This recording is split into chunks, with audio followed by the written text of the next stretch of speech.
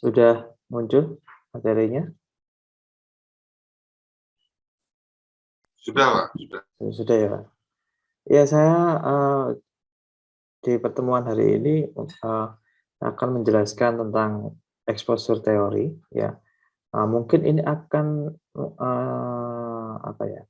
Akan teman-teman sudah ketemui karena akan mirip dengan dengan penggunaan kamera-kamera fotografi.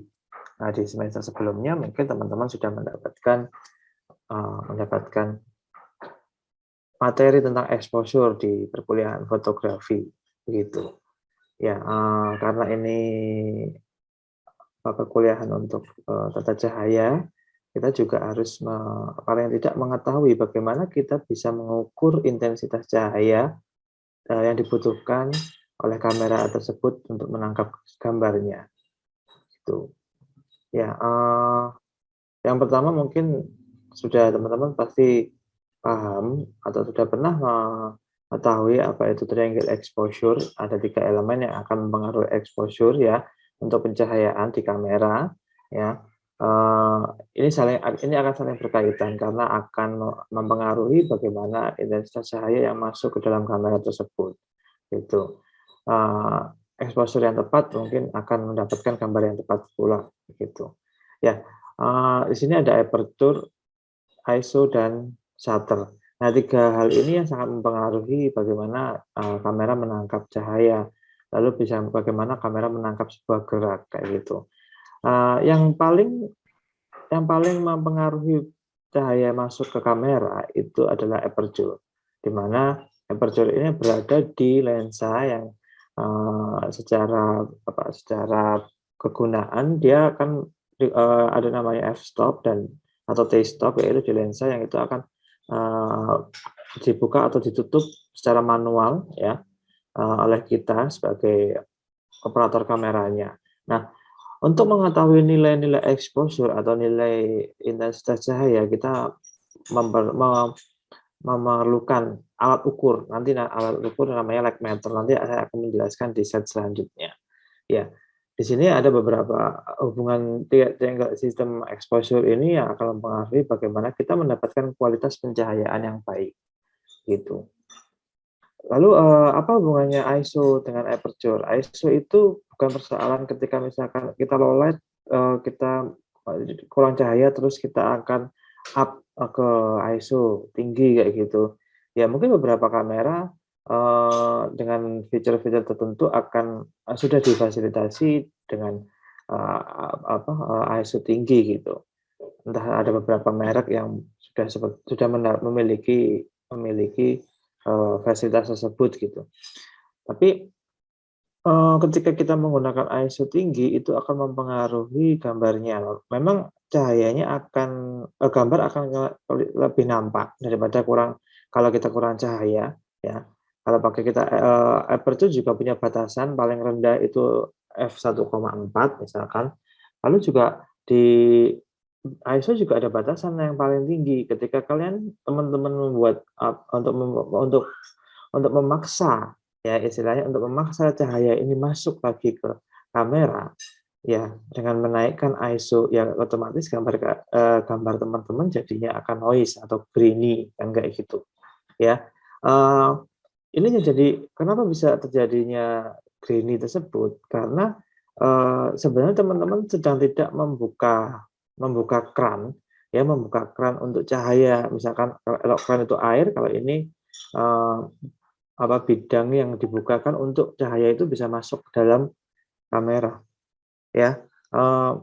Karena ketika ISO itu dirubah otomatis kualitas RGB yang ada di dalam sensor kamera itu yang bekerja kayak gitu. Jadi bukan persoalan ketika ISO-nya naik terus cahayanya yang masuk akan banyak, bukan seperti itu. Tapi ketika ISO-nya dinaikkan, itu yang bekerja bukan aperture lagi yang untuk mengatur bukaan diafragma pencahaya yang masuk, tapi sensornya yang bekerja. Jadi kamera dipaksa untuk menangkap cahaya yang minim itu ya dengan memperkerja keraskan si sensornya ini. Nah, itu yang menjadi pertimbangan. Jadi kenapa kita agak sering menghindari ISO tinggi, karena memang ketika misalkan kita kembalikan lagi ke prinsip dasar fotografi bahwa ketika kita belajar fotografi itu painting with light ya, bahwa kamera itu membutuhkan cahaya untuk menciptakan sebuah gambar, ya diciptakanlah sebuah gambar dengan cahaya. Memang ada kapasitas-kapasitas tertentu di mana si cahaya ini memang kurang gitu. Nah, memang kita harus menyesuaikan, tapi ketika kita menyesuaikan, hati-hati dengan penyesuaian tersebut gitu. Pasti ada pasti akan mempengaruhi kualitas gambar kita gitu. Baik, saya lanjutkan. Jadi ada beberapa aspek basic untuk exposure, seperti saya tadi bilang bahwa aperture itu bagaimana kita bisa membuka menutup ini misalkan analoginya seperti keran air ya, toolsnya itu cahaya itu akan dibuka ditutup itu menggunakan aperture ini, bukan menggunakan shutter speed atau menggunakan ISO ya. Tapi ketika ISO itu adalah sebuah ukuran di mana kita memiliki penampang sebesar apa untuk menerima cahayanya kayak gitu. Jadi bukan semata-mata ISO itu ya udah kita ketika kurang cahaya kita naikkan ISO-nya gitu. Nah, ini ada beberapa aperture itu mungkin aperture sudah sudah paham teman-teman, diafragma atau bukaan dari lensa untuk mengatur cahaya yang masuk ke dalam kamera. Nah, value atau angka-angka aperture ini itu adalah nilai-nilai bagaimana berapa besar intensitas cahaya yang yang kita gunakan untuk di set atau setiap shot-nya kayak gitu. Satu lampu itu pas ketika dinyalakan dengan jarak tertentu, lalu dengan misalkan kita pakai filter, terus pakai watt-nya, daya watt-nya kayak gitu, itu memiliki intensitas tertentu juga. Nah, nilai dari intensitas tersebut itu dinamakan aperture, gitu ya. Di dalam sinematografi tata cahaya kita tidak menggunakan setengah stop atau sepertiga stop, tetapi kita hanya menggunakan full stop. Di dalam dunia fotografi kita menggunakan ada ukuran-ukuran nilai value intensitas cahaya itu setengah stop dan sepertiga stop. Kalau teman-teman menggunakan beberapa lensa-lensa digital, misalkan G-Master atau misalnya series kayak gitu, itu ketika teman-teman mengatur diafragma di kamera, teman-teman akan menemukan nilai-nilai value intensitas cahaya itu aperture di 3,5, mungkin ada di 4,5, lalu ada di 6,3, 7,1 kayak gitu-gitu. Tetapi itu adalah itu sama-sama bukaan, tapi kita akan kesusahan untuk menghitung intensitas cahaya ketika kita menggunakan sumber pencahayaan yang banyak sekali kayak gitu. Nah, makanya kenapa ketika kita memiliki alat ukur yang bernama lagmeter itu, dia tidak menggunakan setengah atau sepertiga stop untuk kita mengetahui intensitas cahaya gitu. Jadi yang kita gunakan adalah nilai-nilai yang baku atau full stop kayak gitu. Ya, jadi f stop itu bukan f itu apa ya Mas? Nah, f itu adalah full stopnya. Full stop dari nilai dari intensitas cahaya tersebut gitu. Nilai intensitas cahaya tersebut ada 2,8, 4, 5,6, 8, 11, 16, 22. Di bawah 2,8 juga ada masih 1,4, 1,2, 1,0, bahkan ada 0, sekian kayak gitu. Di bawah 22 juga masih ada 32, 64, 72, 82 kayak gitu, masih banyak. Ada banyak lagi, tergantung bagaimana intensitas cahaya. Nah, biasanya intensitas cahaya matahari, misalkan saya memberikan contoh matahari, itu berubah-ubah. Ya, matahari di jam 7 pagi itu memiliki intensitas atau nilai cahaya biasanya sekitar 8 atau 5,6 begitu. Terus berpindah lagi di jam 8, jam 9 itu sudah naik lagi 11 atau 16. Lalu jam 10 Mas, 10 sudah naik lagi, bisa 22, bisa 32. Sampai di titik puncak matahari itu ada di jam 12 siang. Itu tingkat tertinggi nilai intensitas cahaya matahari. Ya, itu paling keras itu. Itu biasanya mungkin sekitar 64 atau 72 mungkin nilai exposure-nya kayak gitu.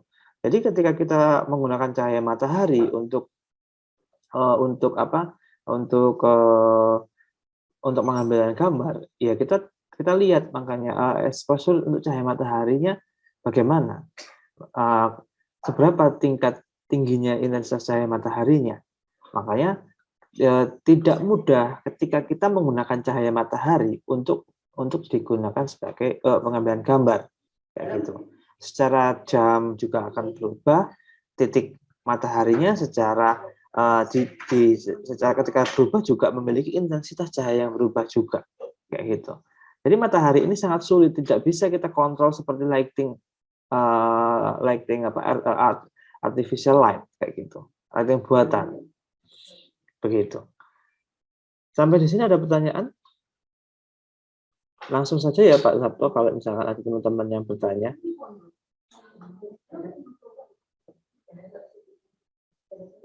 Ya, kalau begitu saya lanjutkan. Ini adalah beberapa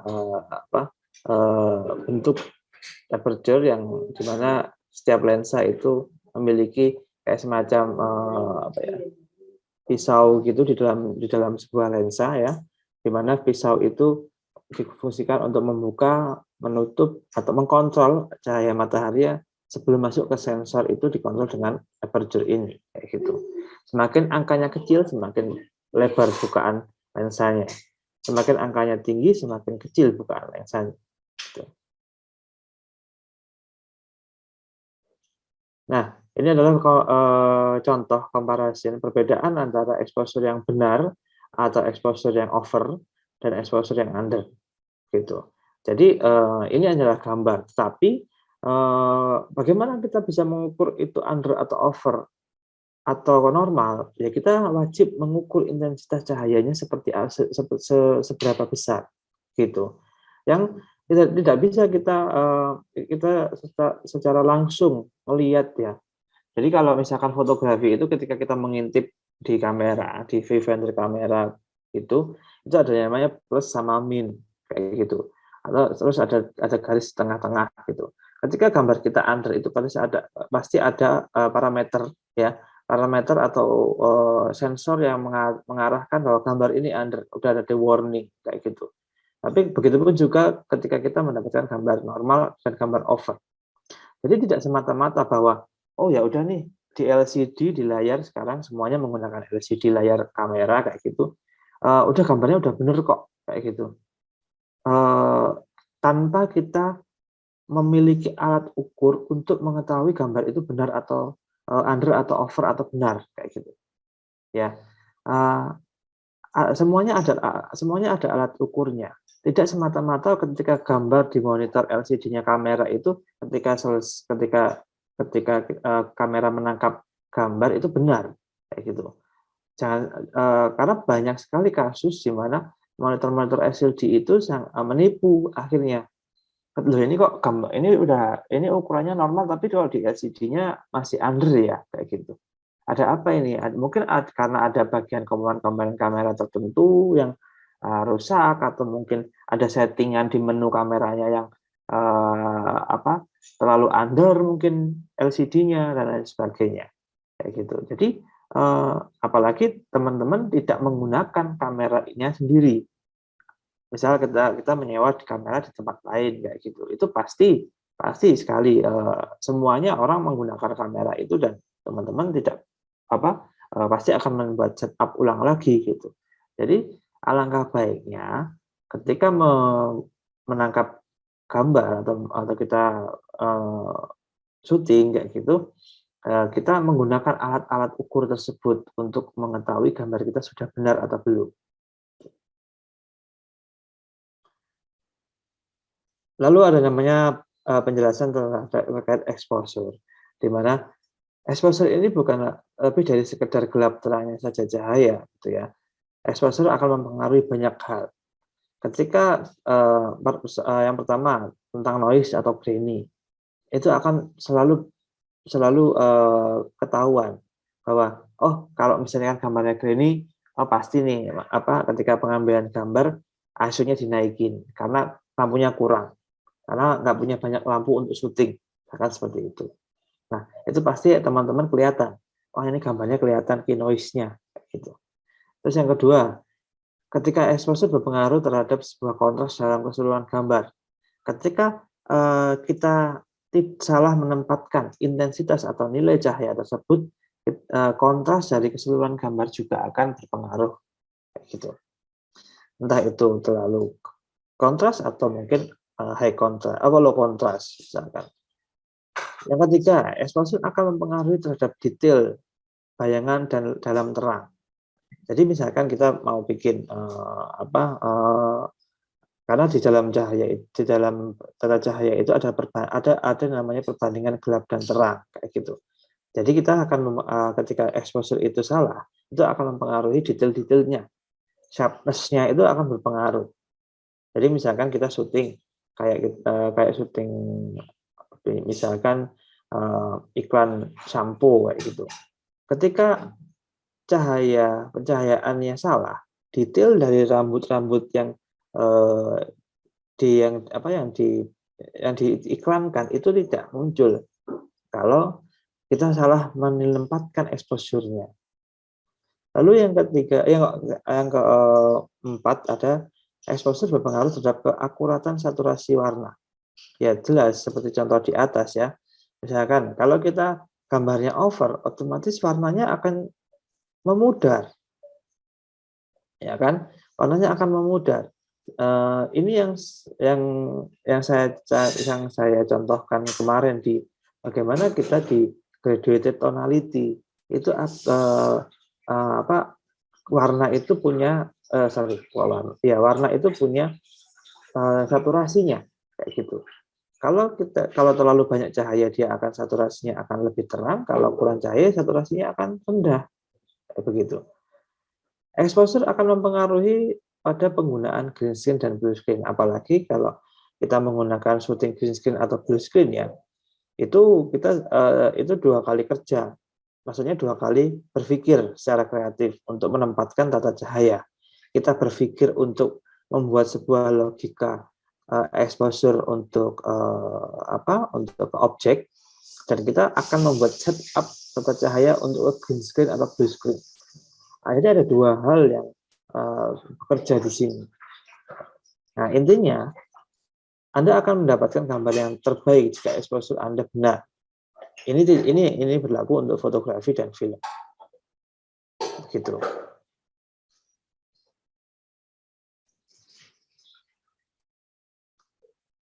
Nah, ini alatnya namanya light meter.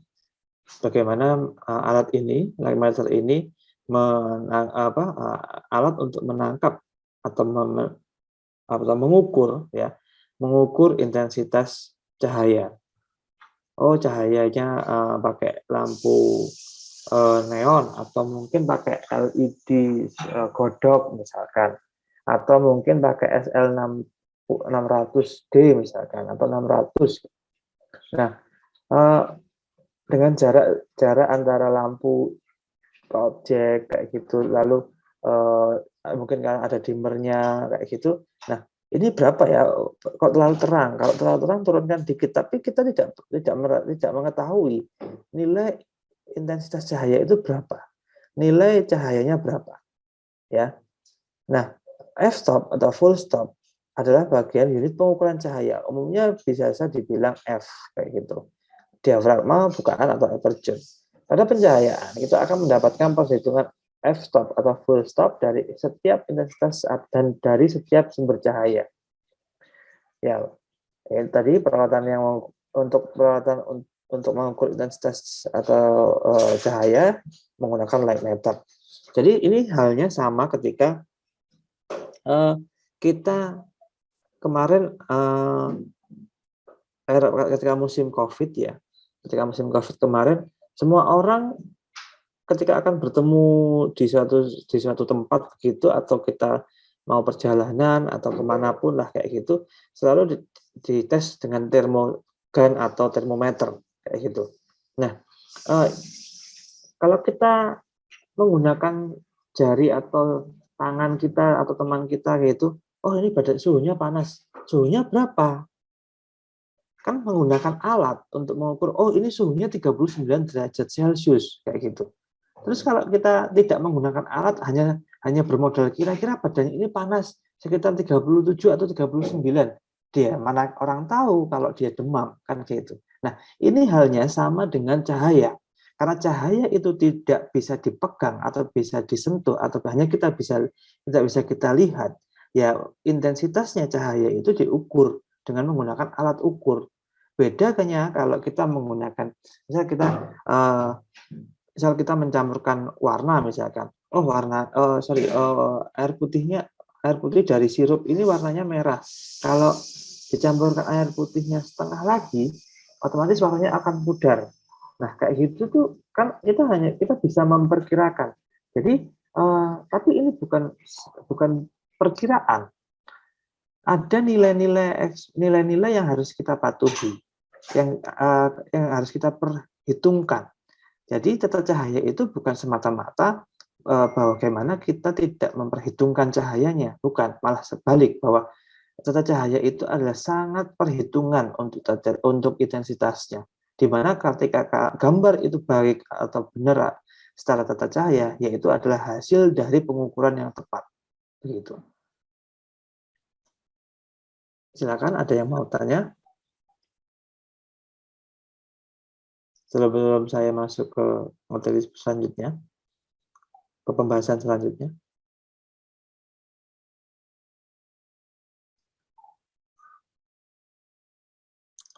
Oke, kalau belum saya lanjutkan lagi. Ya, ada beberapa namanya exposure compensation. Nah, ini biasanya teman-teman melihat nih di kamera, baik kamera mirrorless, DSLR, dan lain sebagainya lah kayak gitu. Nah, tapi umumnya angka-angka di sini kamera light meter ini itu muncul di kamera-kamera fotografi kayak gitu. Tapi kalau kamera-kamera film ya yang tidak bisa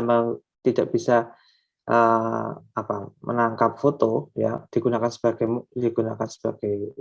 foto ya, dia teman-teman tidak akan melihat exposure compensation kelihatan di sini bukan hanya bisa di FSLV. Ya, di sini kita bisa mengukur kualitas exposure pada gambar kita dengan menggunakan kamera light meter. Kalau misalkan teman-teman tidak punya light meter, ya, tapi alangkah baiknya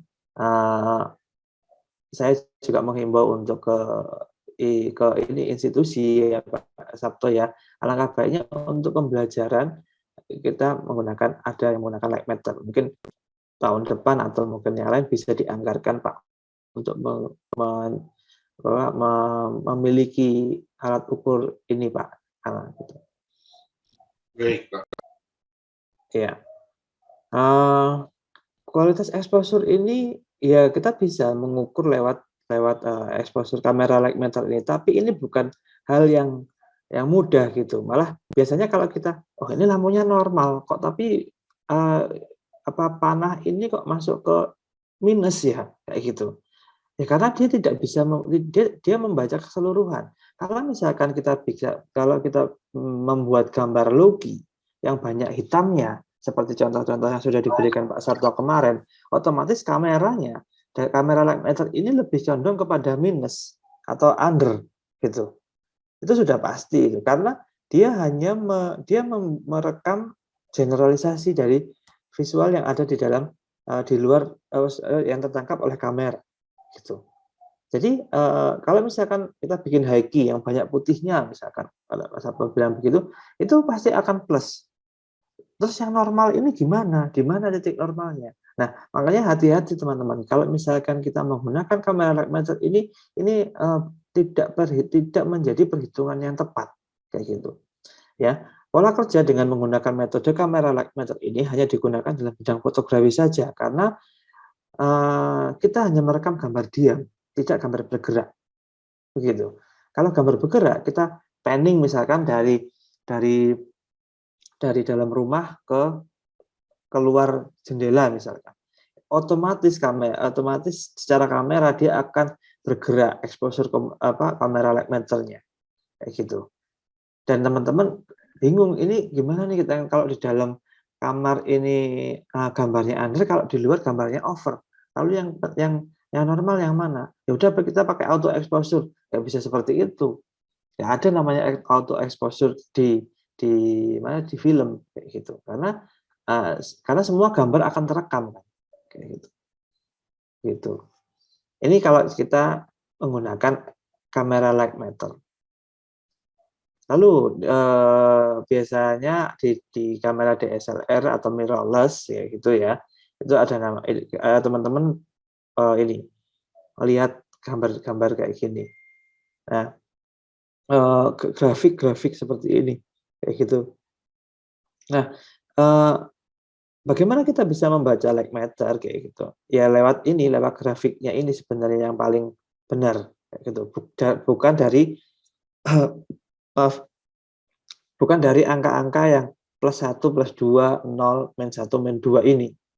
Tapi kalau kita tidak menggunakan light meter, kita harus bisa membaca grafik tersebut, grafik yang ada di sini. Nah, grafik itu apa sih namanya? Grafik itu namanya histogram. Nah, ketika kita akan membaca histogram, kita harus tahu dulu, ini jenisnya kameranya apa.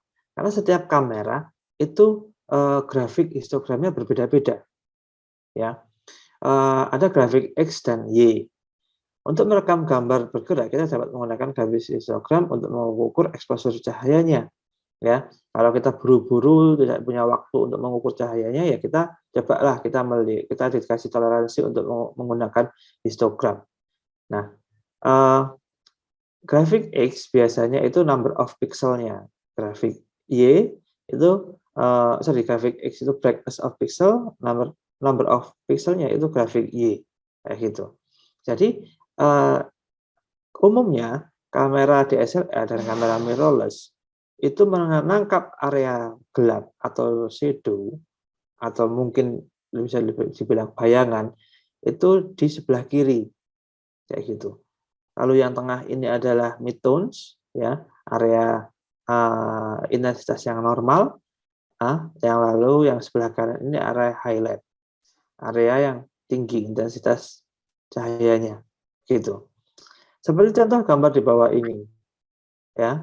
Di histogram memiliki bagian-bagian ya yang memberikan guide untuk di mana kita bisa mengetahui kontrasnya seberapa gambarnya.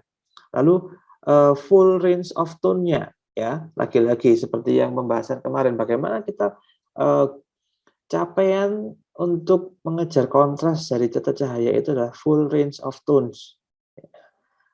Itu di mana? Nah, kita bisa melihat grafik dari histogram tersebut. Misal, ini warna gelap ini. Warna gelap ini ada di bagian sini. Di bagian yang di kiri ini. Terus warna terang, ya paling terang dari gambar ini itu adalah bagian yang paling kanan. Lalu warna yang normal ya ada di tengah-tengah ini. Jadi dia punya range intensitas cahaya sepanjang ini, sepanjang grafik ini, gitu. Oke, masih bisa dipahami ya. Oke, kalau belum ada pertanyaan, saya teruskan lagi. Lalu bagaimana membaca histogram itu, Mas? Ya, kita cukup tahu membaca histogram itu kita cukup tahu bagaimana penempatannya. Bagian yang gelap di mana, bagian yang terang di mana. Kayak gitu. Misal kamera A7S itu kalau tidak salah, saya bagian yang paling terang itu di sebelah kanan, ya. Bagian yang paling kiri di sebelah kiri, bagian yang paling hitam di sebelah kiri. Nah, di tengah-tengah antara hitam dan putih ini adalah permainan tata cahayanya, permainan exposure-nya. Di sini akan ada banyak nilai-nilai exposure dari f-stop yang kita gunakan kayak gitu.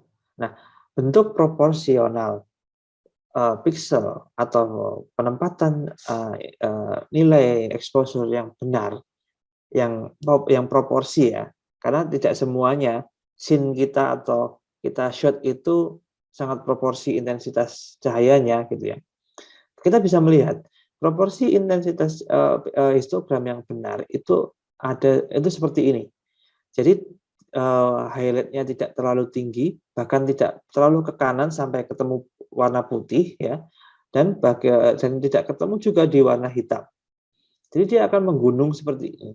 Itu yang paling proporsi, begitu.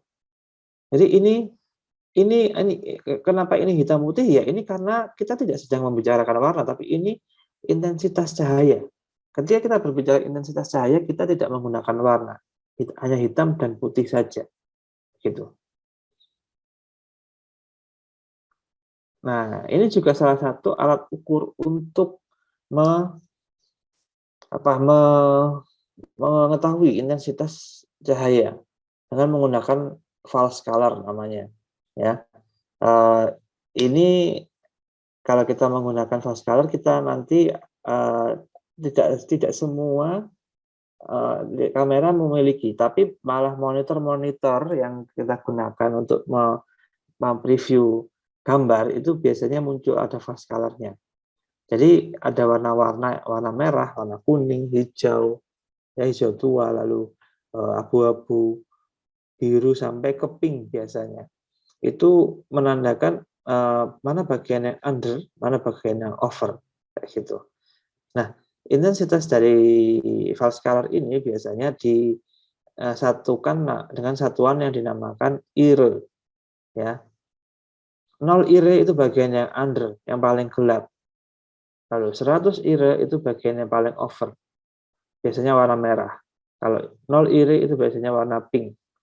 Jadi ketika teman-teman membuat gambar low light atau high contrast, biasanya teman-teman akan menemukan banyak di bawah 50 IRE, kayak gitu.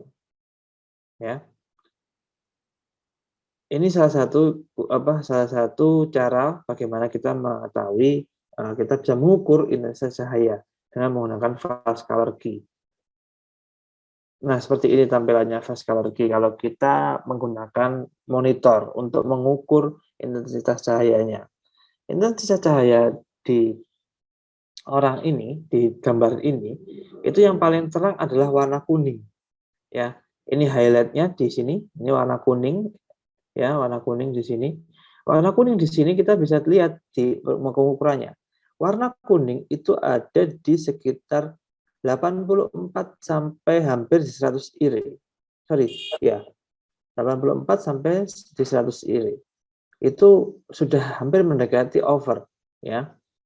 Terus warna pink ini karena ini low key ya konsepnya. Jadi banyak dominan warna hitamnya. Jadi akhirnya kita mendapatkan banyak warna-warna yang di bawah 50 IRE. Ya, warna abu-abu, warna biru, warna pink ini lebih banyak di sini. Nah, warna biru sama warna pink itu di mana? Oh, ini birunya biru tua. Biru tua itu ada di 1 sampai 12 IRE gitu. Lalu kalau biru muda itu ada di 13 sampai 22 IRE. Kayak gitu.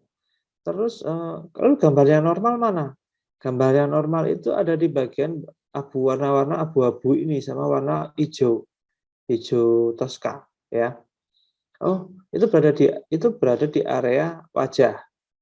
Lalu itu nilai IRE-nya berapa? Nilai IRE-nya ada di abu-abu ini berapa? 59 sampai 78 IRE. Kalau warna hijaunya 81 sampai 83 IRE.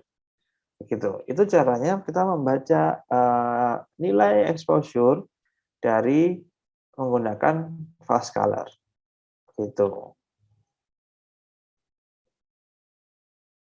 Nah, ini yang kemarin saya bilang bahwa graduated full range of tones itu ya seperti semacam ini. Kita exposure itu bisa kita tampilkan lewat kita bisa ukur dengan nilai-nilai exposure-nya. perhitungan cahaya akan dimudahkan atau apabila kita membiasakan untuk melihat gambar hitam putih, teman-teman, bukan gambar berwarna, karena kita akan mengerti bahwa memahami rentang bayangan dan kecerahan atau shadow dan highlight-nya itu menggunakan warna hitam putih. Kemarin sempat saya singgung ya persoalan ini. Begitu. Nah, ini ada namanya exposure palette ya. Exposure palette dari film Birdman ya. Ini film Birdman itu sutradaranya namanya Alejandro González Iñárritu, sinematografernya Emmanuel Lubezki. Film ini menang Best Cinematography tahun 2015. Ini saya ambil salah satu dari adegannya, di mana dia menempatkan nilai-nilai exposure intensitas cahaya cahaya dari mulai angka 1 sampai angka 8. Jadi tidak ini ya, tidak serta-merta bahwa yang warna terang itu selalu di kanan, enggak. Kalau itu kan hanya untuk membaca histogram saja kayak gitu. Nah, tetapi ketika ini palet ya disesuaikan dengan setting di lokasinya, setting untuk scene-nya kayak gitu. Jadi kalau misalkan warna yang paling gelap itu adalah warna 8. Warna 8 itu ada di sebelah kanan. Lalu di mana yang paling terang di nomor berapa? Di nomor 4 dan 3 mungkin kayak gitu. Ya, yang lainnya akan meneruskan. Pastinya di setiap angka ini memiliki exposure value. Exposure value itu apa sih Mas? Exposure value dari tadi itu adalah pengukuran setiap nilai intensitas cahaya. F itu ketemunya nilainya. Entah itu 2,8, entah itu 5,6, entah atau 4, atau mungkin yang paling terang itu nanti di angka 8 kayak gitu. Nah, itu yang dinamakan exposure value. Nah, ini namanya vector scope. Mungkin Pak Sabto tidak asing dengan mendengar vector scope, Pak. Kalau misalkan dulu di kamera Betacam gitu ada vector scope kan juga sama untuk mengetahui bagaimana intensitas cahaya yang masuk ke dalam kamera begitu. Nah, sampai sekarang masih digunakan Pak untuk mengetahui nilai cahaya yang masuk di kamera itu seberapa grafik yang ininya.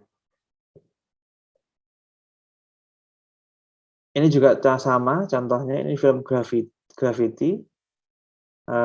Kalau nanti yang main itu Oscar Best Cinematography 2015, kalau yang ini Oscar Best Cinematography 2014.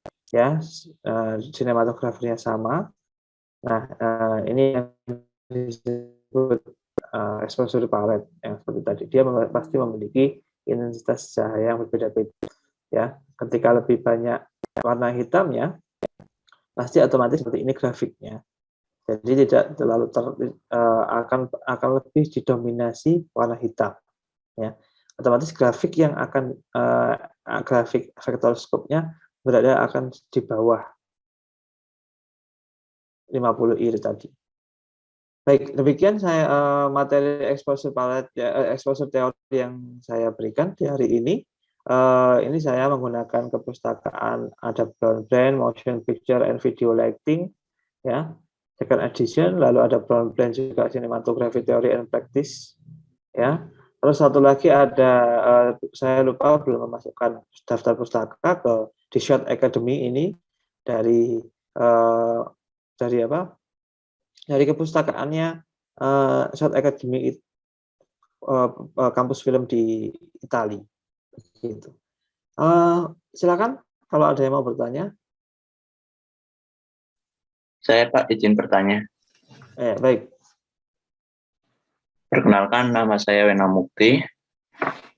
Izin bertanya, pada saat kita syuting atau dalam syuting itu, settingan kamera itu harus sama dari awal sampai akhir atau boleh berbeda apabila nanti di tengah perjalanan syuting itu nanti terdapat cahaya-cahaya yang keras seperti itu, Pak. Maksudnya kita nanti bisa merubah di bagian F-nya atau di bagian speed-nya seperti itu.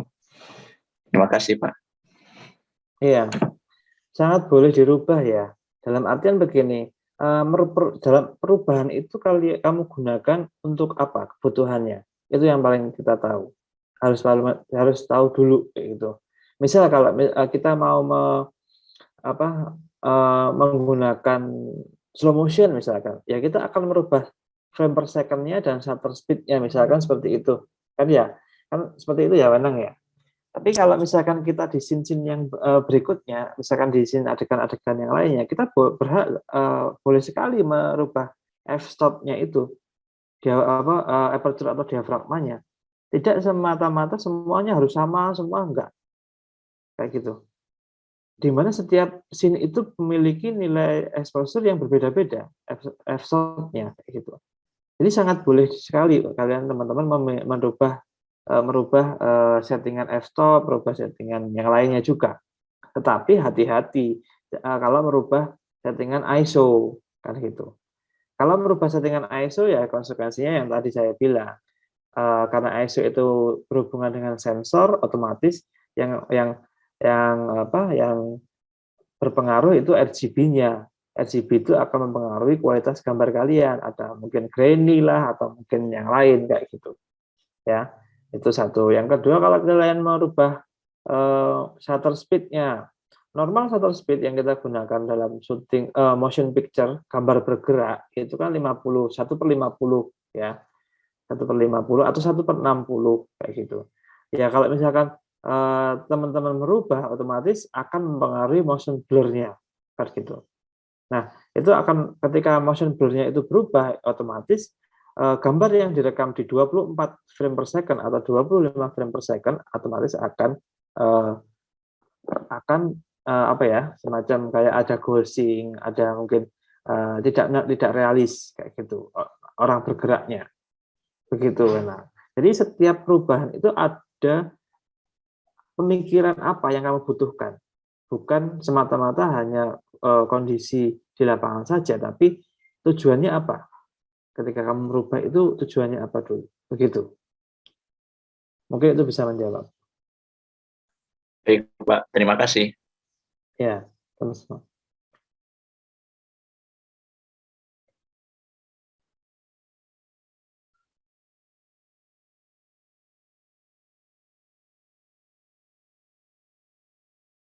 Yang lain?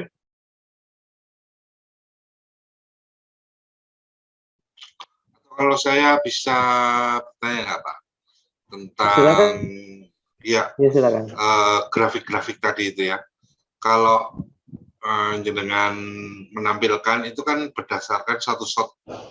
Sedangkan kalau dalam film kan beberapa shot. Jadi apakah setiap shotnya itu harus memenuhi grafik tadi, Pak? Iya. Itu pertanyaan saya. Terima kasih Pak Sabto pertanyaannya. Pertanyaan yang bagus sebenarnya. Ya, dalam setiap scene itu kan kita punya banyak sekali shot, ya kan Pak.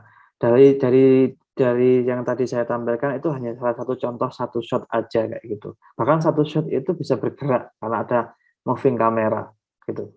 Nah, ketika kita punya banyak shot, ada yang namanya kontinuitas Pak yang harus kita jaga. Dari kontinuitas itu, otomatis kita selalu akan menjaga intensitas setiap shot-nya gitu. Jadi misalkan makanya kalau kita hanya menggunakan cahaya matahari dalam misalkan kita syuting eksterior pagi, untuk menjaga intensitas cahaya matahari di value-nya misalkan jam 7 sampai jam 8 itu misalkan 5,6 sampai 8 f-stop-nya. Ya itu yang kita jaga. Jangan sampai kita utang shot lebih dari jam 8 kayak gitu. Karena intensitasnya sudah berubah. Jadi kita menjaga kontinuitas tata cahayanya, gitu. Kita menjaga kontinuitas exposure-nya, yang itu akan berpengaruh kepada grafik-grafik tersebut, kayak gitu. Makanya ketika kita berpindah shot, misalkan dari shot master shot, misalkan full shot ya, type of shot-nya, lalu kita pindah ke close up. Nah, misal kalau tadi di masternya kita memiliki keylight-nya 5,6, lalu kita berpindah shot ke close up. Close up-nya harus berapa ini kalau 5,6? Sama nggak? Kalau misalkan di 5,6 juga gambarnya misalkan terlalu over, ya kita turunkan exposure-nya, nilainya begitu. Tetapi kita tidak merubah titik cahayanya. Tapi secara grafik pasti akan berubah sedikit karena kita ada penyesuaian kayak gitu. Jadi yang kita jaga itu adalah kontinuitas tata cahayanya, Pak, kayak gitu. Dari setiap shot-shot yang kita ciptakan. Mungkin itu Pak jawaban saya, Pak. Ya, terima kasih Pak. Terima kasih. Sama-sama. Yang lain silahkan. Mungkin memang harus Pak, dipraktekkan Pak. Kalau ini memang untuk pengukurannya. Kalau misalkan hanya berdasarkan materi daring kurang maksimal ini, kayak gitu. Kalau untuk perawatan light meternya ada Pak di kampus ini? Sepertinya enggak ada, Pak. Oh, enggak Coba ada, nanti Pak. saya tanyakan ke PLP-nya, biasanya yang mengurus itu. Kalau kemarin-kemarin kelihatannya belum ada. Oke.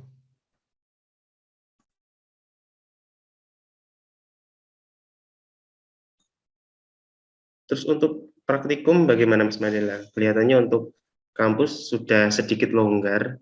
Jadi kemarin sudah banyak yang mengadakan kuliah luring, ada yang di studio, ada yang di lab, ada yang di outdoor kayak gitu. Jadi mungkin bisa kita sambil merencanakan nanti luring gitu Mas Mandela. Boleh Pak, boleh. Iya. Kalau untuk tidak ada masalah kan kalau udah masuk bulan puasa kan udah seminggu lagi atau 2 minggu lagi kan udah luring nggak ada masalah kan Pak? Tidak ada masalah. Kan? Tidak ada masalah Pak. Tidak Oke. ada masalah. Iya. Tetap berlangsung maksud saya perkuliahan. Ya, tetap. Ya. Oke. Ya, nggak apa-apa kalau misalkan memang dijadwalkan untuk sudah masuk luring, silakan dijadwalkan saja.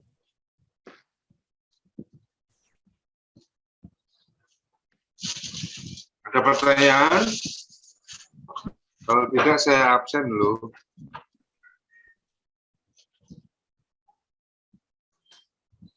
Nah, ini ada yang bertanya Pak.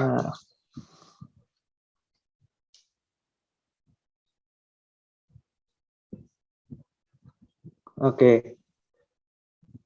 Ya, memang ada ya. Kenapa tadi ditanya nggak langsung aja nanya ke ini? Maaf, ya sebenarnya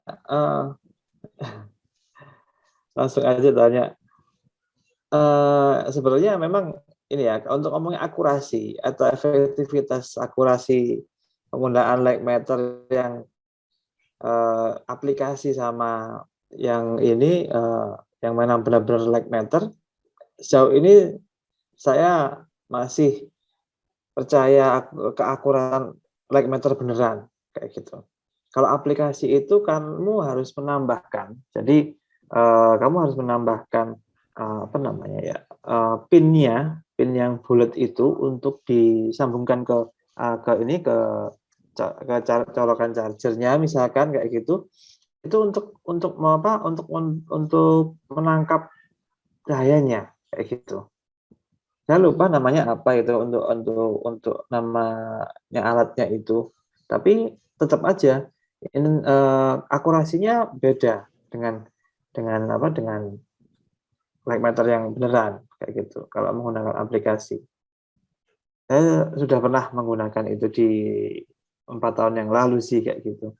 Dan ya udah saya akhirnya tetap harus menggunakan light meter beneran kayak gitu. Begitu kalau DJ.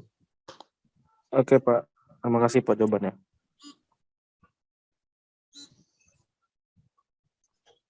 Sebenarnya light meter itu memang memang sangat basic ya penggunaannya, baik di bidang fotografi atau baik di bidang sinematografi kayak gitu. Karena pada dasarnya Pak, dulu di awalnya masih kamera analog ya, analog foto yang pakai masih film itu karena hasilnya itu nggak bisa kelihatan ya Pak Sabto ya. Saya nggak tahu nih teman-teman sekarang kemarin fotografi dasar atau mungkin mata kuliah fotografi sudah menggunakan kamera digital yang hasilnya langsung kelihatan. Kalau dulu kamera hasilnya nggak kelihatan kayak gitu. Jadi kita menggunakan benar-benar menggunakan alat ukur untuk mengetahui intensitas cahayanya kayak gitu.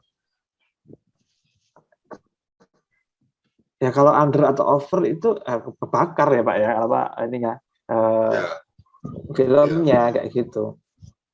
Kalau sekarang teman-teman tinggal mengubah shutter, ISO dan lain sebagainya cepat banget untuk mendapatkan gambar yang bagus. Kalau dulu benar-benar ya udah kalau gambarnya over ya udah berarti kita mengukur intensitas cahayanya salah kayak gitu.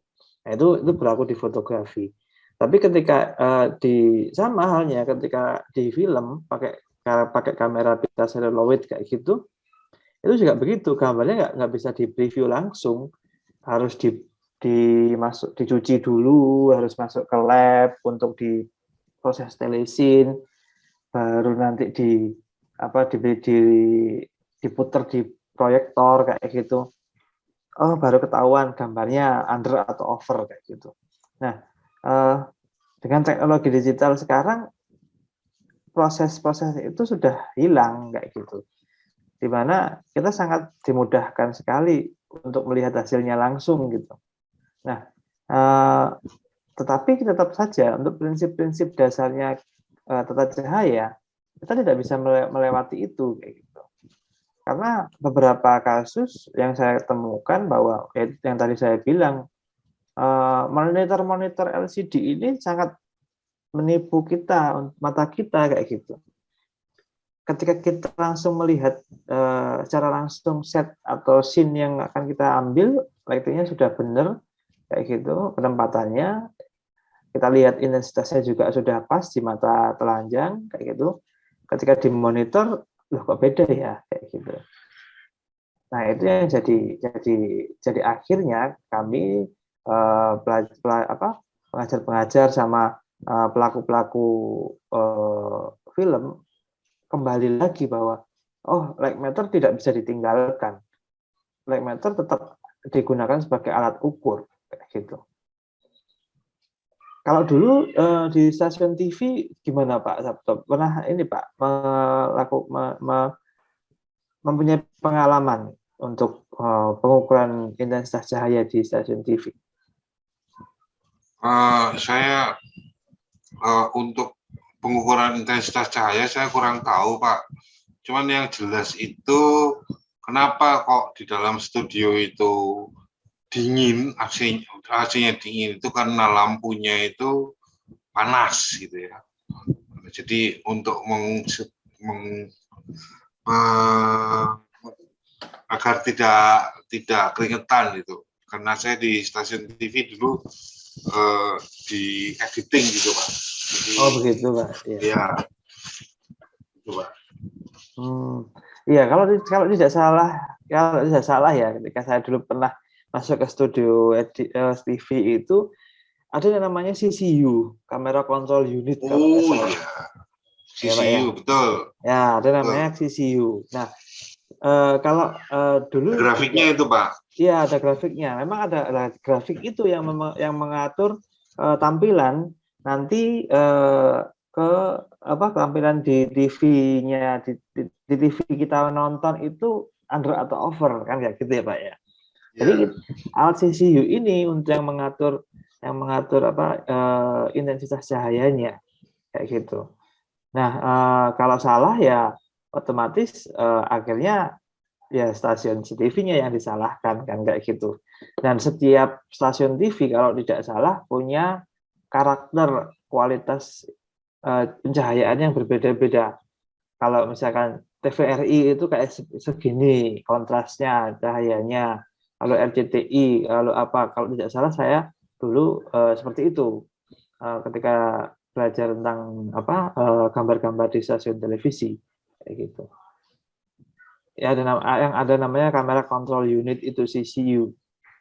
Karena kamera kalau kameranya Betacam SP yang masih pakai kaset-kaset besar itu masih menggunakan CCU.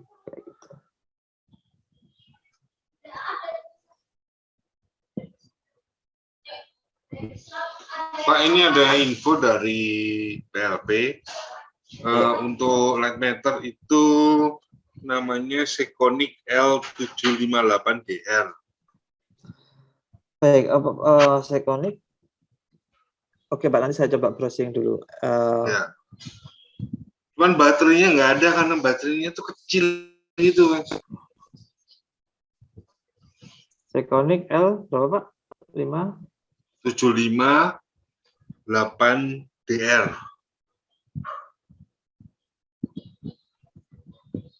758DR ya, Pak. Ya. Oh, ini sudah cukup sih sebenarnya untuk digunakan atau difungsikan sebagai alat ukur untuk praktikum, Pak. Ya. Ya.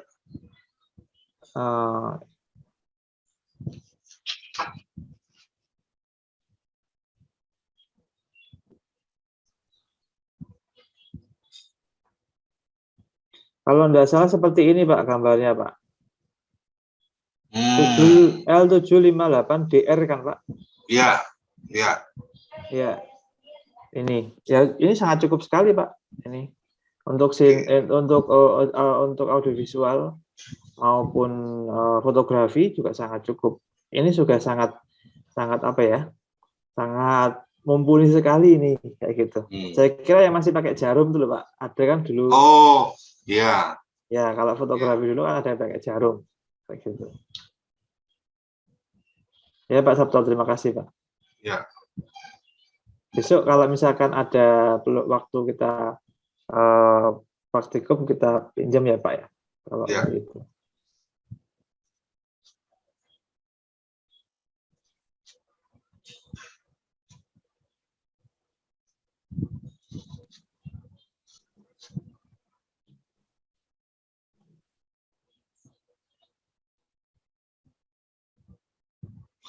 Ada yang ingin bertanya lagi?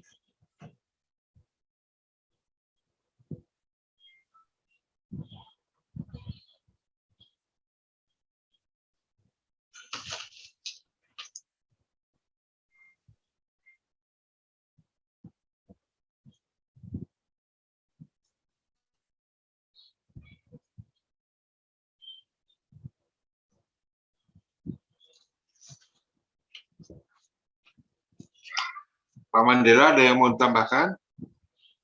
Cukup sih, Pak, dari saya. Cukup sih, Pak, dari saya. Cukup. Apa? Kalau misalkan monggo, Pak, kalau Pak atau ada tambahan. Saya belum ada. Pak Dedi, ada tambahan? Dari saya tidak, Pak. Oke.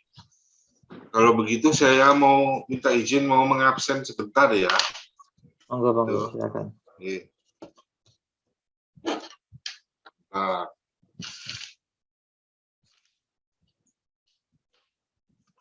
Jessica Mungki.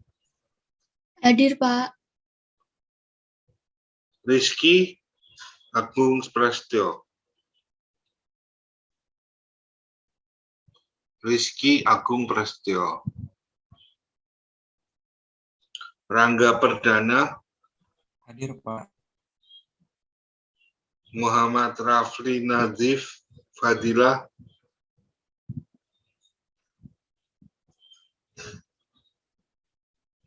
Muhammad Rafli. Muhammad Bayu Saputra.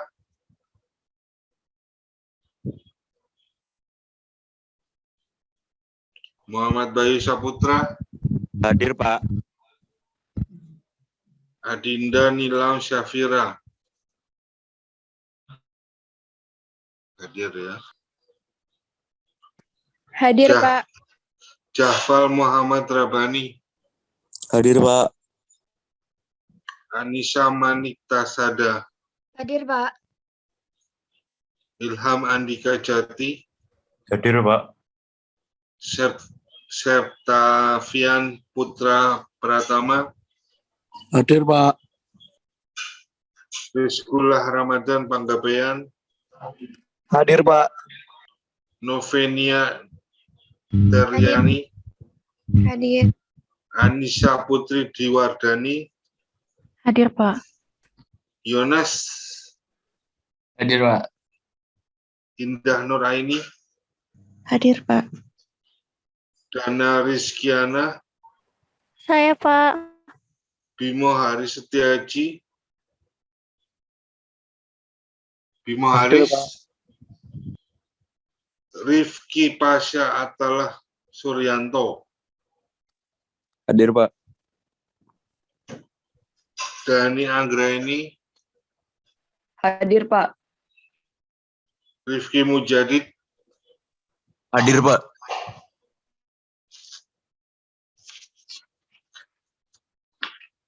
Farhan Naufan Dwiantoro, Hadir, Pak.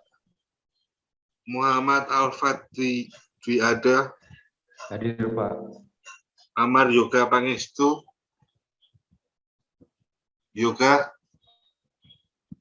Amar Yoga Pangestu, Hari Permana Pangestu, Hadir, Pak. Hadir. Faisal Hakim, Hadir, Pak. Febriori Mustafa, Hadir, Pak. Diki Prastiawan, Hadir, Pak. Hadir. Yoga, Amar Yoga Pangestu, Pak Mandela, ini ada yang bertanya, mohon dijawab di Iya, kolom baik. chat. Iya. Untuk Alejandro, ya, Alejandro, exposure yang pada film genre horor untuk membuat gambar menjadi gelap atau membuat kesan menjadi dramatis. Ya, gambar underexposure itu bukan berarti low key ya. Low key itu bukan underexposure, tapi memang konsepnya memang low key, banyak area gelapnya.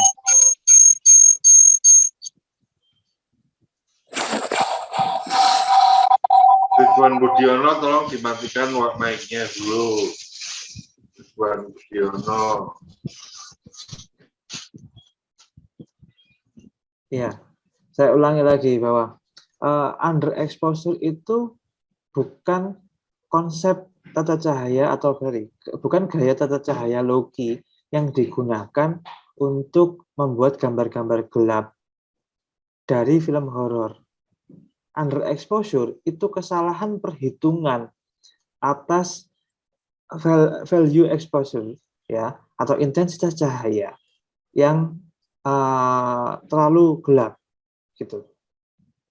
Bukan konsep untuk menjadikan film bergenre horor itu underexposure, kayak gitu.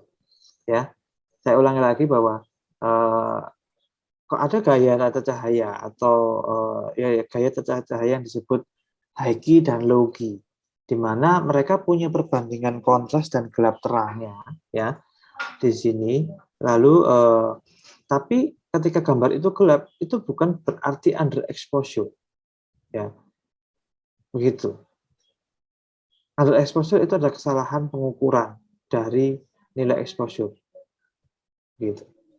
Itu jawaban saya.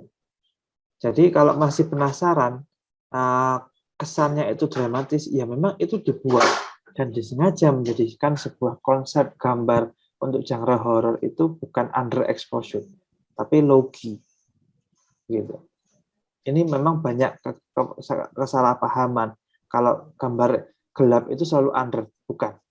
Tetapi memang itu adalah sebuah capaian di mana gambar itu dibuat untuk menciptakan kesan baik romance, baik horor.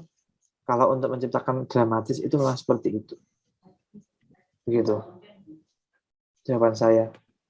Semoga bisa diterima.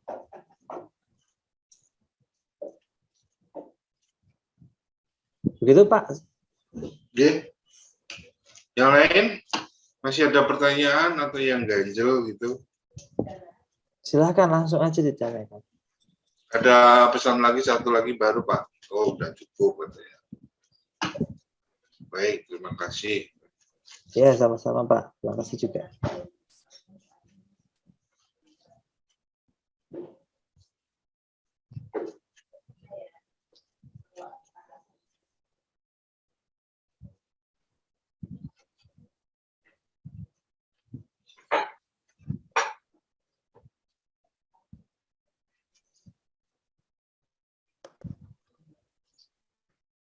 Iya, Mas Madela mau bertanya sedikit. Silakan Pak. Ini saya pernah tahu istilah bokeh, Mas. Itu Oh apakah ya? ada hubungannya dengan aperture, Mas? Seperti itu. Iya. Iya Terima Mas. kasih.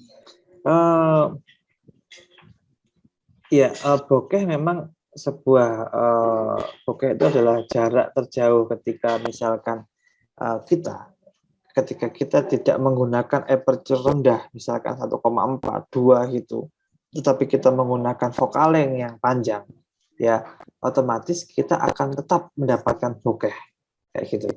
Bokeh itu tidak diciptakan atas aperture sebenarnya.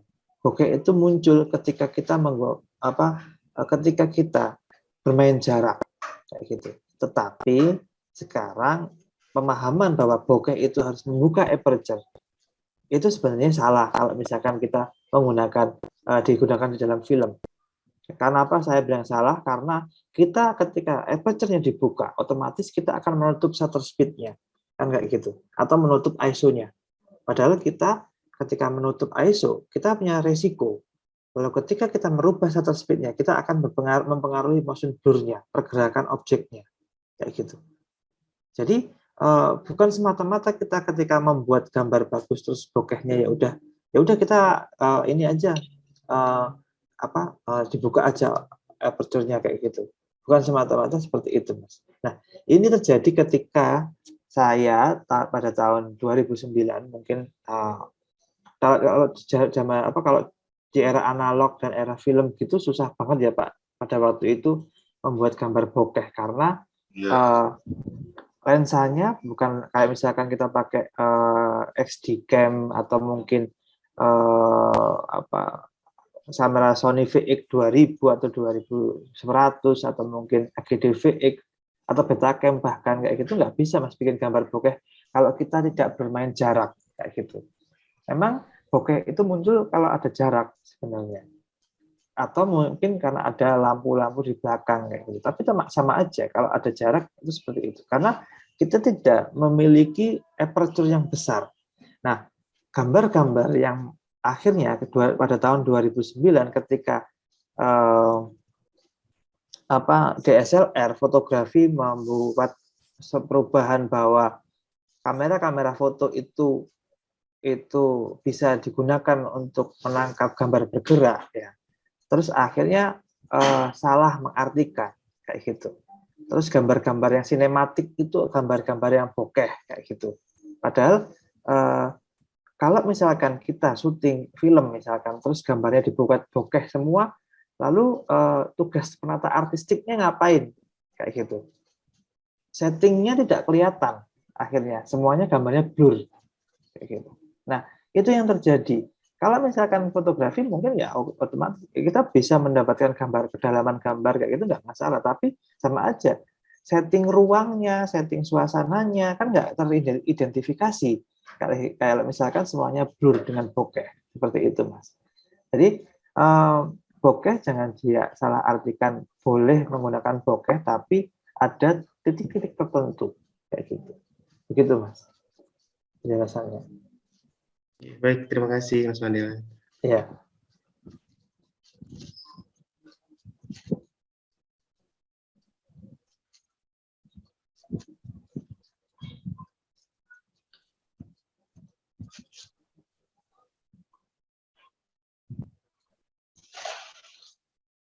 Ayo, dilanjut lagi. Sunny 16 rule itu apa ya? Sebentar saya agak lupa itu. Atau mungkin boleh saya dibantu Claudio.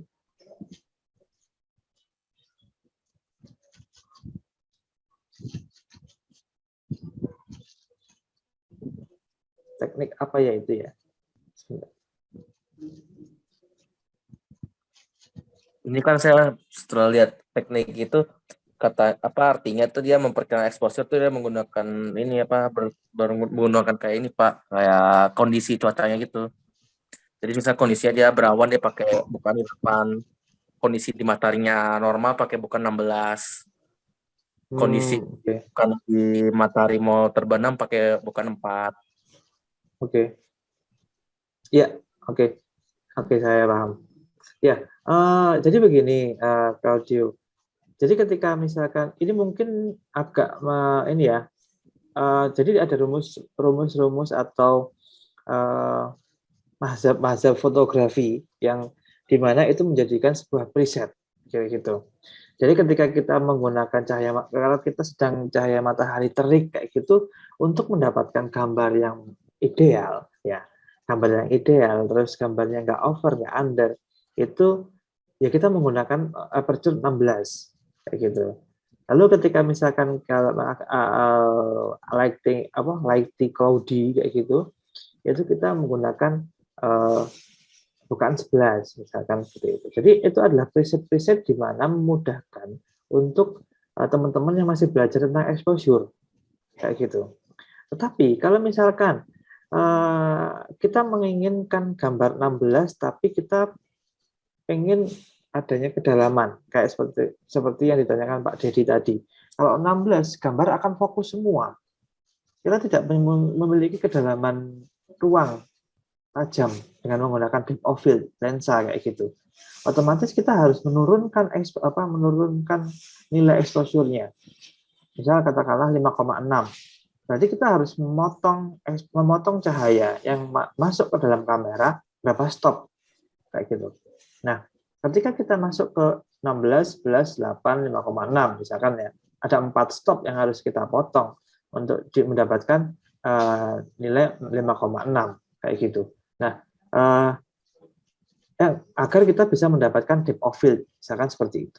Ya, kalau misalkan biasanya umumnya kalau Sunny Rules itu adalah presetnya, preset di mana kita ya normalnya biar kita mendapatkan gambar yang baik, tidak over tidak under, itu menggunakan preset tersebut, begitu.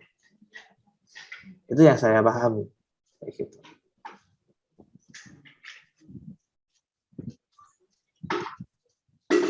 Itu sama kayak presetnya Kelvin kemarin.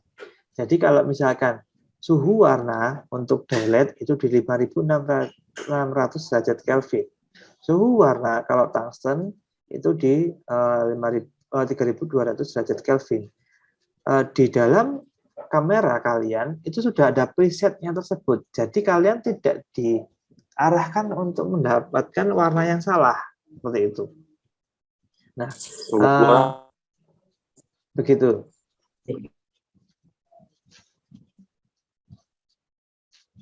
Jadi emang itu sebuah preset ya Pak?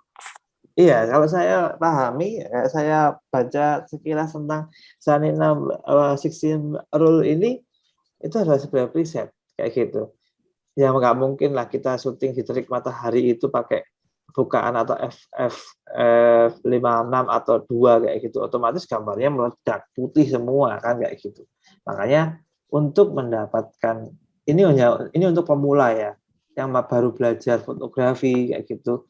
Ya biar gambarnya bagus, tidak over tidak under, ya dia menciptakan preset.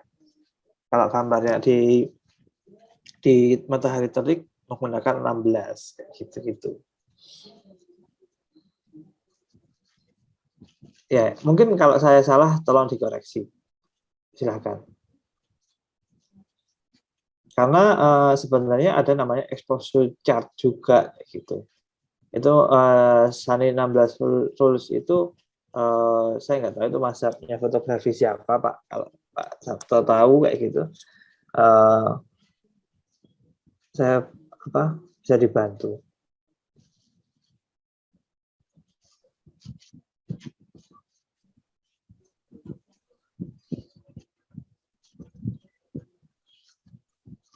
Permisi Pak, izin bertanya. Iya silakan. Pertanyaannya mungkin melanjutkan pertanyaannya si Claudio Chen. Tadi Bapak menjelaskan bahwa dalam keadaan matahari terik itu F-nya yang kita besarin, dalam artian angkanya kita besarin. Bagaimana kalau itu shutternya saja yang kita besarkan, kan sama-sama membuat gambar menjadi lebih redup lagi, Pak. Ya. Oke. Terima kasih pertanyaannya. Ya. Kalau shutternya yang kita rubah, saya tadi sudah menjelaskan bahwa ketika kita merekam gambar bergerak, itu ada yang dinamakan motion blur. Jadi, kalau kita merekam itu kan berdasarkan berapa frame per second yang kita akan rekam. Bukan, kalau kita fotografi kan hanya sebatas 1 frame yang kita rekam. Kayak gitu. Kalau gambar bergerak kan kita akan merekam 25 frame per second setiap 1 detiknya. Jadi ketika kita merubah shutter speed-nya, memang otomatis gambar akan meredup, ya kan? Tapi itu akan mempengaruhi motion blur-nya, Mas, kayak gitu. Motion blur itu apa? Ya gambarnya orang bergeraknya nggak akan jadi kayak normal kita bergerak ini kayak gitu. Pasti ada mungkin ada patahan atau mungkin ada, kalau kurang shutter itu biasanya ada kayak bayangan yang mengikuti dia berjalan kayak gitu. Nah, itu karena ada kesalahan motion blur kayak gitu. Itu yang akan terjadi.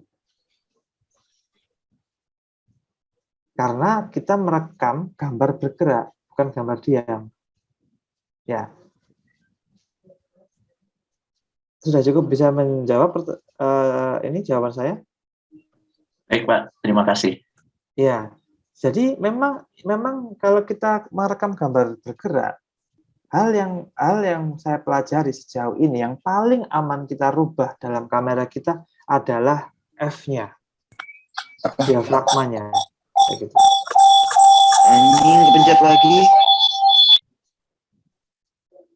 Diafragmanya, bukan shutternya atau ISO-nya, karena kita punya ketakutan. Ya, punya ketakutan dalam artian kalau kita merubah ISO, gambar kita noise, misalkan.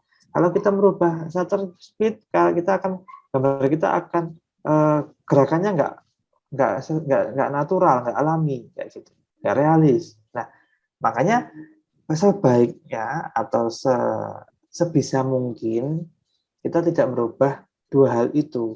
Yang kita rubah adalah F-nya, gitu. Nah, ya ini yang saya pelajari sepemahaman saya di dalam bidang ilmu sinematografi, ya, kayak gitu. Saya tidak belajar dengan keilmuan videografer yang di luaran sana, kayak gitu.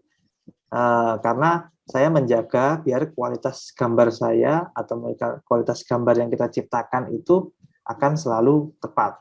Dan saya belajar dari buku-buku atau secara akademis itu seperti itu, kayak gitu. Nah, ini saya tadi browsing. Ini saya melanjutkan pertanyaan dari Claudio Chen. Ini maksudnya ya, Claudio Chen ya?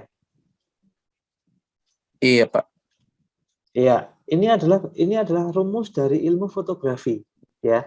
Ini ilmu bagaimana preset yang dibentuk oleh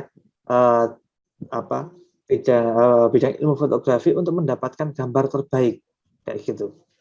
Tetapi bisa kita gunakan ke dalam ilmu sinematografi untuk merekam gambar bergerak, tapi tidak bisa valid, kayak gitu intinya. Nih, misalkan 1/100 untuk F22 di matahari yang terang, misalkan 1/100, kita harus pakai ketika kita menggunakan 1/100 di dalam pergerakan untuk merekam gambar bergerak, apa yang terjadi? Kayak gitu. Terus kalau misalkan F-nya 22, berarti depth of field yang kita bangun untuk ruang tajam dari perkiraan lensa itu otomatis akan fokus semua di background. Jadi kita tidak memiliki ruang tajam, kayak gitu. Nah, ini yang terjadi akhirnya. Terus misalkan di F22 kita menggunakan 1/50 ketika di cuaca mendung. Sunny. Sunny ya, pokoknya agak tertutup awan lah kayak gitu. Oke, 1/50 normal untuk merekam gambar bergerak. Lagi-lagi ketika kita pakai F22, gambar kita akan fokus semua. Kan kayak gitu. Saya nggak tahu nih, teman-teman sudah paham belum tentang depth of field ini? Karena biasanya depth of field ini sudah selesai di mata kuliah fotografi ya, kayak gitu. Tentang perhitungan focal length, menciptakan gambar depth sempit, depth luas, kayak gitu. Gimana Pak Sabto dan Pak Dedi? Teman-teman sudah selesai belum untuk belajarnya tentang hal itu?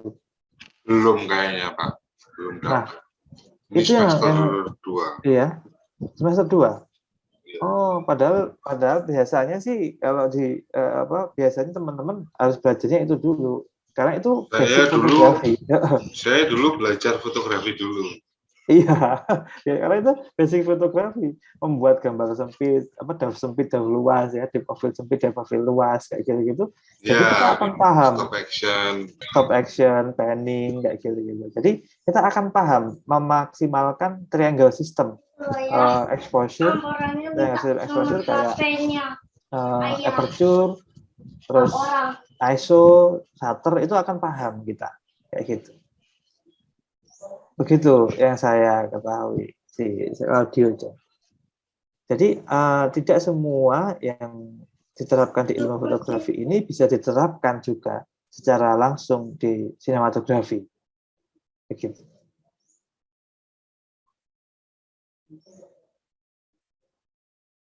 Semoga bisa menjawab. Terus Pak, kalau kan yang kata Pak Mandela bilang tadi kan yang nggak boleh diubah itu adalah shutter speed dan ISO ya. Lalu apa kabar ini Pak? Bagaimana yang bukannya tuh pakai T-stop? T-stop buat cinema. Iya, di cinema memang kita menggunakan T-stop ya, bukan f-stop. Kalau f-stop itu adalah hanya sebatas f-stop itu hasil pengukuran dari bagaimana si lensa ini mendapatkan arah cahaya masuk ke lensa. Tetapi kalau T-stop itu adalah rumusan di mana si f-stop ini ditambahkan dengan seberapa banyak cahaya yang masuk ke penampang lensanya sebelum diteruskan ke sensor, kayak begitu. Jadi kita selalu menggunakan T-stop bukan f-stop. Jadi kalau f-stop itu adalah nilai intensitas cahaya yang masuk ke dalam yang terkena ke objek itu berapa. Tapi kalau T-stop, ketika cahaya masuk ke lensa itu dikonversi lagi, dihitung lagi dengan yang hasilnya nanti akan T-stop, total stop, bukan full stop. Ya, kalau f-stop itu full stop, kalau T itu total stop. Dan itu yang akan kita hitung adalah seberapa banyak cahaya yang tertampung di dalam sebuah lensa itu dikonversi ke yang hasil ditambahkan dengan hasil dari f-stop tersebut, gitu. Lalu ketika misalkan kita menggunakan f-stop, T-stop, sebenarnya tidak ada perbedaan dengan penggunaan f-stop kayak gitu. Tapi yang kita hitung T-stop ini, lensa-lensa yang sudah menggunakan T-stop ini itu sudah dikalibrasikan bahwa ketika misalkan exposure F-nya itu sekian, kita akan berapa ya T-stopnya kayak gitu. Nah, itu ada rumusnya. Sebentar, kalau mau menghitung rumus T-stop, saya coba buka dulu.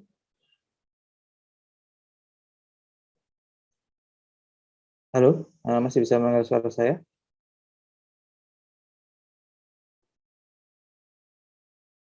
Halo Pak Dedi, Pak Sabto? Ya, Pak. Bisa, Pak. Oh ya. Masih. Oke. Ini, apakah sudah bisa melihat share screen saya? Ya, sudah. Ya, T-stop itu adalah pengukuran seberapa banyak cahaya yang sebenarnya melewati lensa. Ya, pada f-stop yang diberikan. F-stop itu cahaya yang intensitas cahaya aja. Ya, T-stop itu memperhitungkan presentasi cahaya yang datang melalui lensa dan mencampurnya dengan f-stop. Begitu. Jadi T itu total stop atau transmisi, ya. T-stop, untuk menghitung T-stop itu f-stop dibagi lens transmission kayak gitu. Misalnya, kan ini harus ada perhitungan sih kalau gitu. Kita menggunakan lensa 100 mm focal length-nya dengan transmisi cahaya 75% yang masuk ke penampang lensanya. Lalu stopnya itu akan memiliki 2,3 kayak gitu. Jadi kalau kita menggunakan f-stopnya berapa dulu? Penampang terus kita bagi dengan transmisi cahaya yang masuk ke penampang lensa. Itu kita menghitung f-stop. Gitu. Tapi kita tidak perlu repot-repot untuk menghitung f-stop lagi karena lensa-lensa sinema yang tidak menggunakan f-stop itu sudah memiliki perhitungan persentase dari transmittance-nya. Gitu. Begitu kalau dia.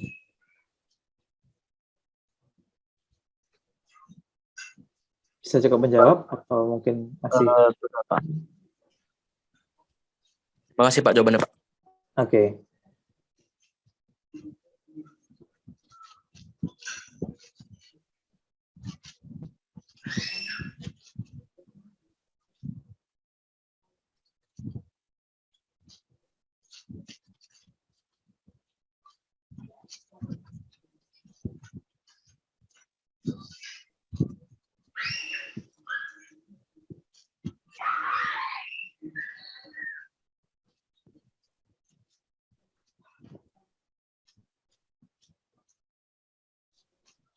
Ini untuk light meter insya Allah bisa digunakan Pak untuk perkuliahan tatap muka, sudah diberikan baterainya.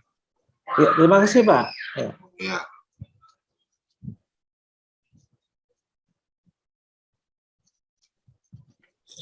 Oh iya, untuk file materinya boleh aja sih diminta kayak gitu.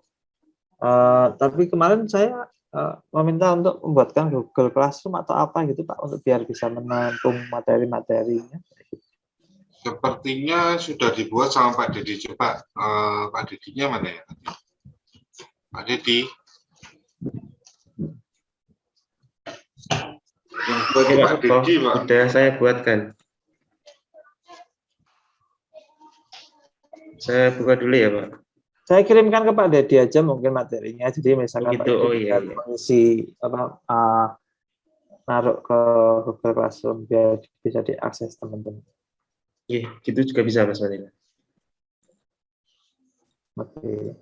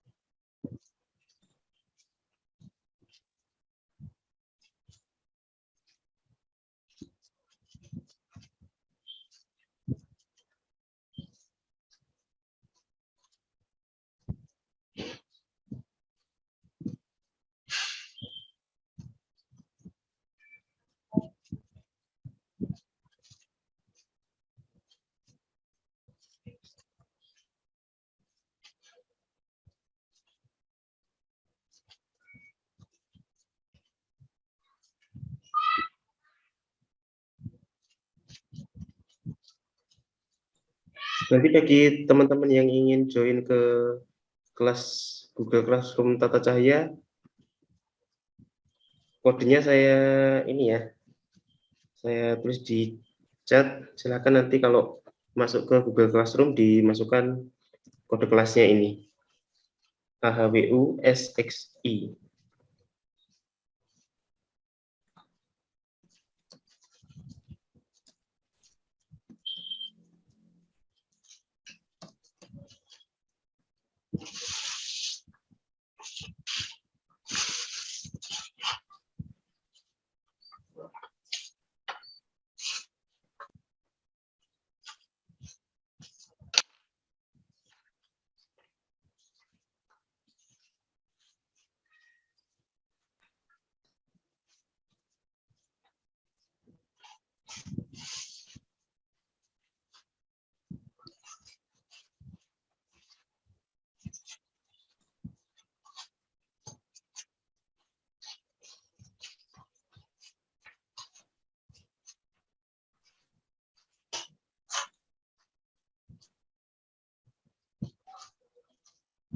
Ya, monggo dilanjut Pak Sabto. Ya, oke. Kalau sudah tidak ada pertanyaan atau masih ada pertanyaan, silakan loh. Pintu kalian buka seluas-luasnya untuk bertanya. Jadi perkiraan luring itu bisa kami sharekan kira-kira 2 minggu dari sekarang. Kalau tanggalnya ya, di depan saya tidak ada tanggalan, jadi tapi sudah bulan Ramadan itu tidak ada masalah kan bagi kalian untuk bulan Ramadan.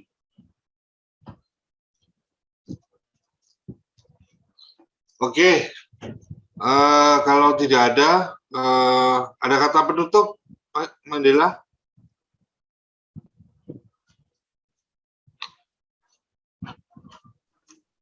Enggak, Pak, cukup, Pak. Semoga Cukup, teman-teman oke. bisa menerima sharing ilmu dari saya. Mohon maaf kalau salah kata, Pak. Oke, kalau begitu saya tutup perkuliahan ini. Terima kasih atas atensinya buat semuanya, Pak Dedi, Pak Mandela, juga teman-teman yang lain. Terima kasih. Assalamualaikum warahmatullahi wabarakatuh. Selamat siang. Waalaikumsalam. Selamat siang, Pak. Terima kasih Mas Mandela. Ya, sama-sama, Pak. Makasih Terima juga. kasih Pak. Sehat selalu. Ya, Pak. Terima kasih, Pak.